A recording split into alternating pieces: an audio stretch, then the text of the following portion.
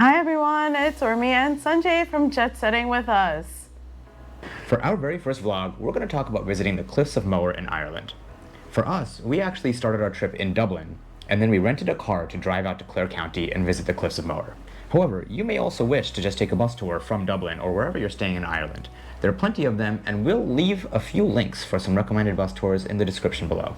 Before we go deep into our trip to Ireland, just wanted to give a little backstory that we've decided to pivot over from my blog format to a vlog format. We're going to continue to give you those great tips and tricks to have great vacations around the world. We're really excited about this new journey for Jet Setting With Us and look forward to having you come with us as we continue our explorations. In transparency, we do go to Ireland before we switch over to vlog format, so we don't have as much video footage from that trip. However, the pictures tell the beautiful tale of the land, and we look forward to switching over to more video formats as we continue our adventures around the world. If you haven't yet booked your tickets to Ireland and you're wondering where to fly into, you really have two options. They're Dublin and Shannon. I would recommend choosing whichever flights are more convenient for you or whatever's cheapest. You don't have to over-engineer choosing between Dublin or Shannon.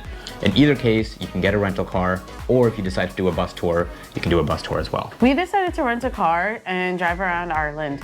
Honestly, it's such a small country that it's easy enough to get from point to point in a few hours.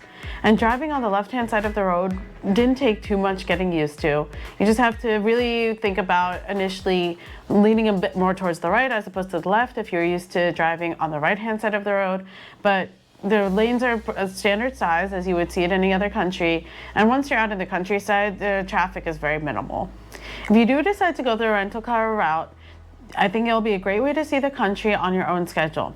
Just be aware when you're going to check out for the rental car that most cars in Ireland are going to come stick shift as opposed to automatic. One of the good things about choosing a rental car instead of taking a bus tour is that you get the flexibility of choosing a day when you are likely to get good weather and see a beautiful sunset over the Atlantic Ocean from the Cliffs of Moher.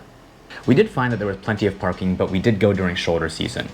One thing worth highlighting is that we asked at the gate if they would allow us to come back the next day if the weather was so poor we couldn't see the sunset. It turned out the tickets are for 24 hours, so you are able to go back the next day if you do have a rental car and have that type of flexibility. Nevertheless, if you're a little afraid to do it, I totally get it. There are plenty of bus tours available from both Dublin and Shannon to go see the Cliffs of Moher. So the initial lead up to the cliffs is a little steeper, but once you get to the, I'll say, relative top, while it got a little incline, it's pretty manageable for the remainder of the walking path. Again, how far you decide to go is your choice. We didn't make it very far, as I noted, but we've heard that the walking path along the cliffs, if you can spend the full day there, is quite lovely, and all of the different vantage points are beautiful from their own perspective. While the weather didn't cooperate quite as we wanted, we did try to enjoy the beauty of seeing the clouds and the fog over the cliffs. But there was enough daylight for us to take a small walk along the cliffs and enjoy it for a little bit. It was a little chilly, so we didn't make it too far. But we did get to go climb up O'Brien's Tower and see the cliffs from a slightly higher vantage point. We also were able to take in the Irish landscapes that are to the east of the cliffs and see all of the cows roaming and grazing along the way. We flew into Dublin and then stayed overnight in Limerick given the time of our arrival.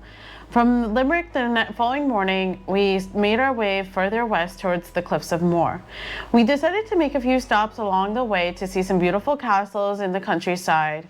While we didn't have a chance to tour the castles due to time restrictions, we saw them from the outside, and the castles set against the fall colors were just absolutely stunning.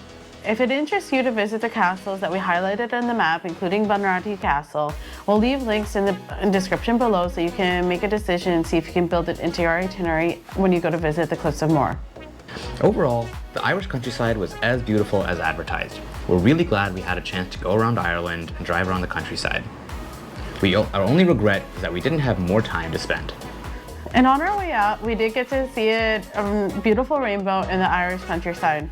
While I know that there's no pot of gold at the end of that rainbow, my inner child was jumping for joy at the sight.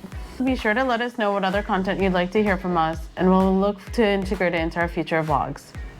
Bye for now!